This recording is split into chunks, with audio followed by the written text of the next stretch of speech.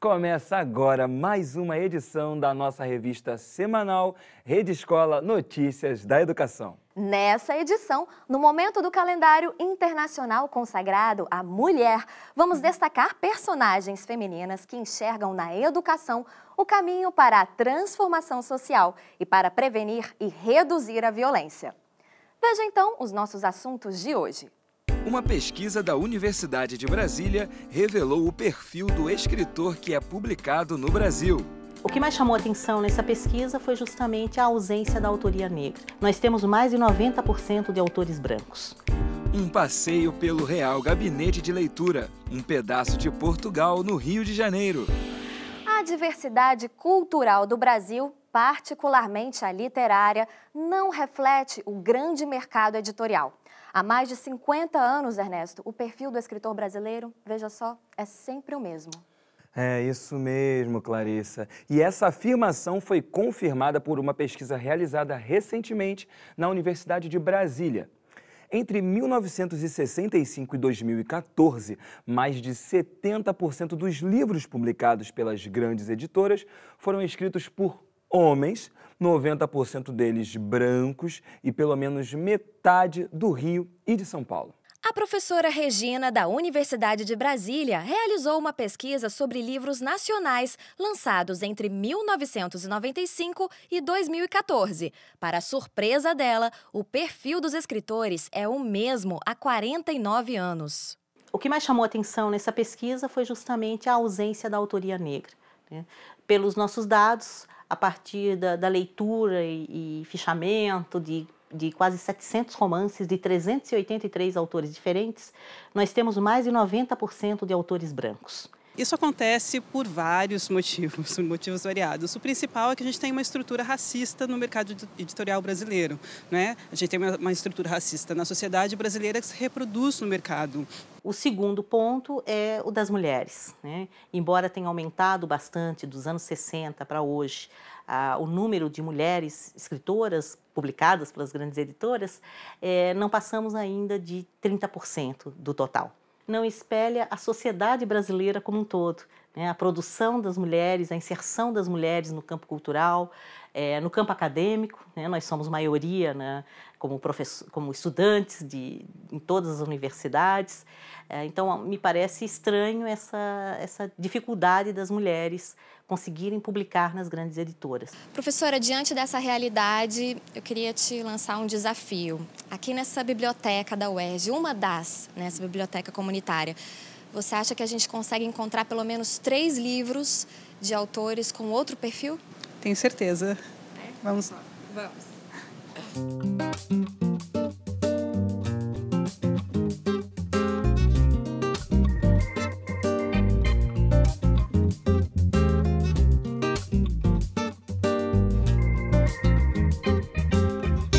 Érico Veríssimo, Jorge Amado, Elizabeth Gilbert. Ó, professor, eu ainda não encontrei não. Você conseguiu? Encontrei 3 clássicos. A Verdade Seduzida, por um conceito de cultura, do Muniz Sodré. O Samba na Realidade, a Utopia da Ascensão Social do Sambista, do Ney Lopes. E o grande Um Defeito de Cor, Ana Maria Gonçalves, que é um dos grandes clássicos da literatura brasileira, que eu estou muito feliz por ter encontrado aqui. Eu acredito que o que pode ser feito para mudar um pouco esse perfil, né, nas grandes editoras, talvez passe por um outro circuito que não seja simplesmente as grandes editoras. As pequenas editoras, as publicações independentes, elas estão tendo uma importância muito grande nesse momento específico dentro do Brasil. Trabalhando como bibliotecário, eu percebi no acervo da minha biblioteca uma dificuldade muito grande em conseguir adquirir livros de autores negros brasileiros. Eu lancei uma lei em 2015, tendo como perfil muito específico publicar obras de autores negros da literatura contemporânea brasileira. Esses autores eles estavam editando por editoras muito pequenas, ou eles estavam fazendo edições independentes, né, autopublicações. Eu acredito que as editoras independentes, assim como a Malê, elas conseguem lançar luz sobre a obra desses autores que estão fora desse grande mercado. Gessé Andarilho faz jus ao sobrenome. Morador da comunidade de Antares, zona oeste do Rio de Janeiro, ele escreve seus romances em viagens de trens e ônibus pelo celular. Quando eu publiquei o primeiro livro em 2014, o Fiel, né, eu peguei histórias que eu via no dia a dia, que eu via acontecendo, coisas que eu vi, que eu vivi, que eu ouvi. Então eu tinha propriedade para falar sobre esse assunto do Fiel. Quanto mais bons autores surgirem em todos esses circuitos, mais as grandes editoras, me parece, se sentirão pressionadas a publicar. Em São Paulo, a Cinemateca Brasileira recebeu um marco na sua gestão. Ministros da Cultura e da Educação, junto à coordenação do acervo, celebraram a assinatura do contrato de gestão com a Associação de Comunicação Educativa Roquete Pinto, a ACERP. A assinatura desse contrato, na minha visão, é o marco zero do processo de retomada da Cinemateca, de revitalização da Cinemateca. A ACERP passará a administrar a instituição que já era pública, mas até então nunca havia sido gerida por uma organização social junto ao governo federal. Quando você tem um mecanismo de gestão, um OS, que proporciona mais flexibilidade, mais autonomia e mais agilidade, toda a manutenção do espaço da Cinemateca brasileira ficará cada vez mais, eu diria, facilitado. A Cinemateca Brasileira é um equipamento fantástico, o maior acervo de cinema da América do Sul e está num momento delicado. A Roquete Pinto chegou junto para que a gente possa, somando esforços, resgatar, vamos dizer assim, a força e o prestígio da Cinemateca Brasileira para o Brasil, enfim, e para além das fronteiras brasileiras. Com esse contrato de gestão e com todas as possibilidades que ele abre, eu acredito que, adicionando ainda o legado que a Cinemateca abriga, eu acho que teremos um potencial de crescimento necessário. Agora vamos falar do trabalho de mulheres que melhorou a qualidade da educação de crianças, adolescentes e jovens de comunidades do Rio de Janeiro. A primeira iniciativa que destacamos hoje é o Solar do Menino de Luz, fundado há 34 anos por Yolanda Maltaroli. É, Ernesto, e tudo começou a partir do desabamento de uma caixa d'água sobre diversas casas na comunidade Pavãozinho, que provocou 12 mortes. De um primeiro trabalho de assistência às famílias das vítimas, criou-se um projeto de educação. Hoje, ele oferece 400 vagas da educação infantil ao ensino médio na modalidade de educação integral. Vamos ver. Durante a madrugada, eu ouvi gritos. A televisão mostrou o que aconteceu. Tinha caído uma caixa d'água lá de cima do Cantagalo e veio destruindo todos os barracos. Eu fiquei muito comovida com a tristeza deles, né?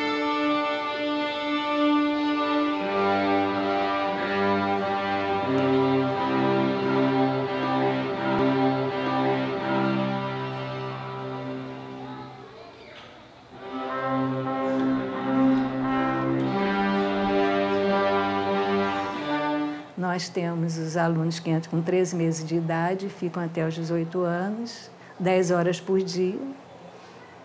E eles têm o foco do ensino formal, MEC, e tem mais de 35 oficinas em esportes, artes, nossa, tudo.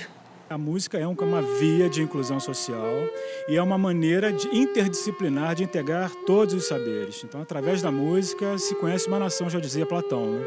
Eu me sinto feliz, porque isso demonstra que o meu esforço valeu por algo. Pô, acho uma coisa incrível, né, cara? Porque quase ninguém tem essa oportunidade de trocar algum instrumento na escola, entendeu?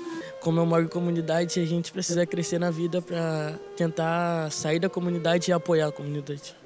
Você tem que, junto ao aluno, construir um sistema em que eles sejam colaborativos, mas que eles possam reconstruir pensamentos e sistemas de vida.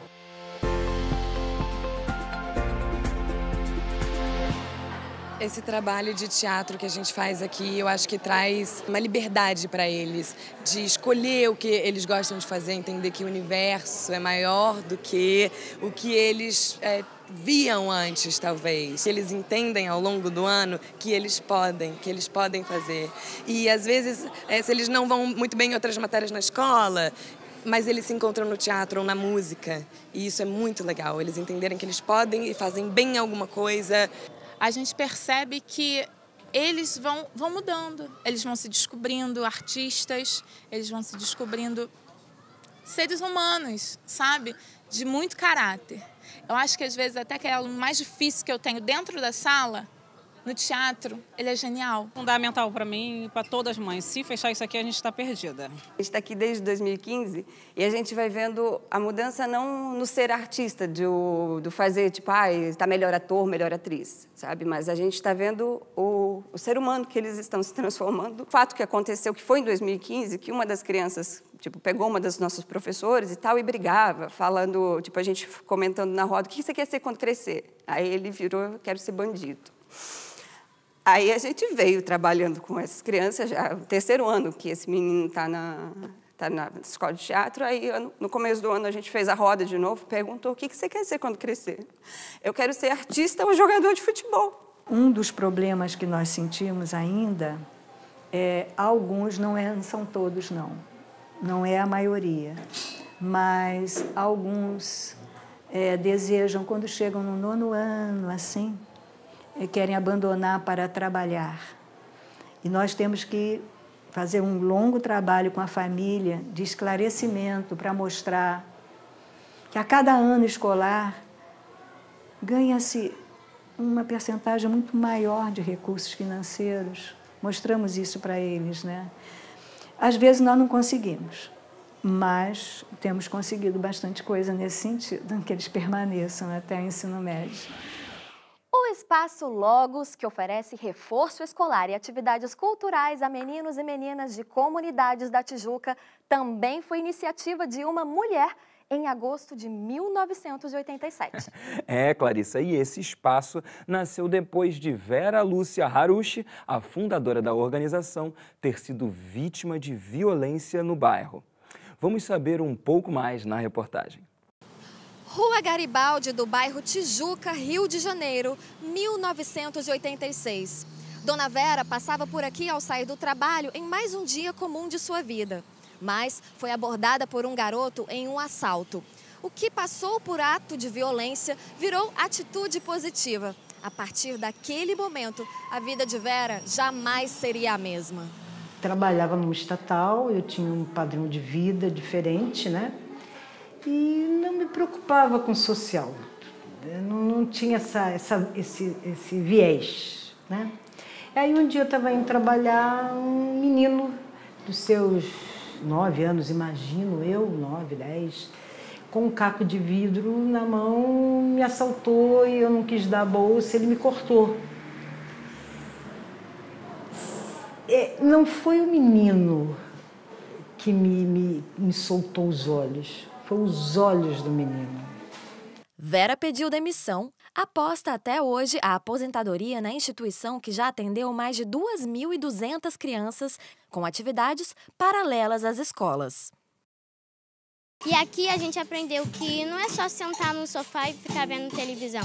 A gente também tem que pegar num livro, ler, ter o costume de todo dia ficar praticando a leitura. Logo nos ajuda muito a ser confiante, seguir nossos sonhos e ir mais pra frente. No ano passado eles falaram muito disso, de não desistir dos nossos sonhos.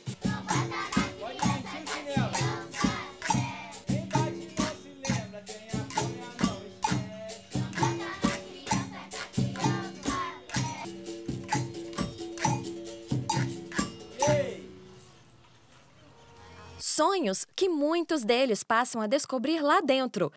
O talento de Pedro se destacou e virou objetivo profissional.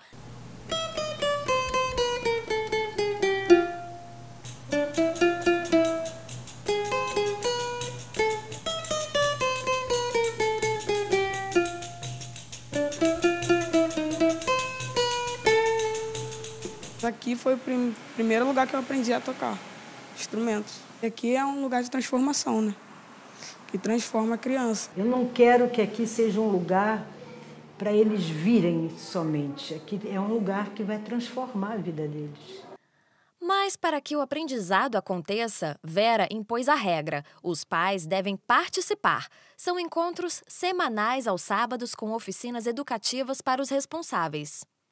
Aqui é um lugar que incentiva os pais a ter mais responsabilidade com as crianças, ver o que está de errado com ela, o que não está. Porque os pais também têm que ajudar as crianças, né? Porque a criança volta para casa todo dia. E para que ela seja transformada, essa casa tem que se transformar. Para acolher essa nova criança que está chegando. Após 21 anos de instituição, investindo apenas com a ajuda de amigos, Vera e seus professores voluntários começam a colher os louros. O Logos me ensinou a ser humilde, me ensinou a aprender a dividir, me ensinou que não existe aquele quadrado, não é só aquilo. Tem outras coisas no mundo, entendeu? Tem outras coisas para você aprender, para você desfrutar. Hoje eu sei que eu tenho capacidade de fazer qualquer coisa, basta eu querer. Maria da Conceição é professora de literatura. Depois de aposentada, não se conteve em parar. Há 17 anos, é parceira assídua do Logos. A educação é que faz uma sociedade ser capaz, ser produtiva, ser solidária. Eu, às vezes, passo por aqui e passa assim na minha mente tudo que eu passei, aqueles momentos que eu mais precisei de alguém, que a Vera teve do meu lado. Então, tipo assim, não tem nem palavras. A educação é muito importante para todos. Se não tem educação, não tem como ir para frente. Eu me emociono, né, de ver que uma coisa tão pequena que a gente faz pode mudar tanto a vida de alguém, né? Pode melhorar a vida de alguém. Eu acho que isso não tem dinheiro que pague, né? Uma dica importante para quem está no centro do Rio de Janeiro e busca um lugar tranquilo para ler e estudar e que ainda conta com um acervo de 350 mil volumes. Uma biblioteca classificada pela revista Time como uma das 20 mais bonitas do mundo. A gente está falando do Gabinete Real Português de Leitura, que tem 180 anos de existência, uma verdadeira relíquia. É a mais antiga associação de portugueses do Brasil, depois da independência em 1822. A nossa repórter Gabi de Saboia foi lá conferir. No vai e vem do frenético centro do Rio de Janeiro, um prédio desperta nossa atenção. É o Real Gabinete Português de Leitura, com uma arquitetura neomanuelina baseada no estilo manuelino. A fachada foi inspirada no Mosteiro dos Jerônimos, em Lisboa. Mas a imponência não está apenas do lado de fora. Quando entramos, ficamos impactados com a beleza, o luxo e o tamanho desse lugar majestoso. Aqui entendemos por que essa biblioteca foi eleita pela revista americana Times como a 4ª mais bonita do planeta. Antes de procurar qualquer livro, o visitante não pode deixar de olhar para cima. Além de um candelabro espetacular adornando o teto do salão, tem uma incrível claraboia, que, reza a lenda, foi a primeira desse tipo no Brasil. Ao olharmos para os lados, observamos a delicadeza de cada detalhe e um livro de ouro.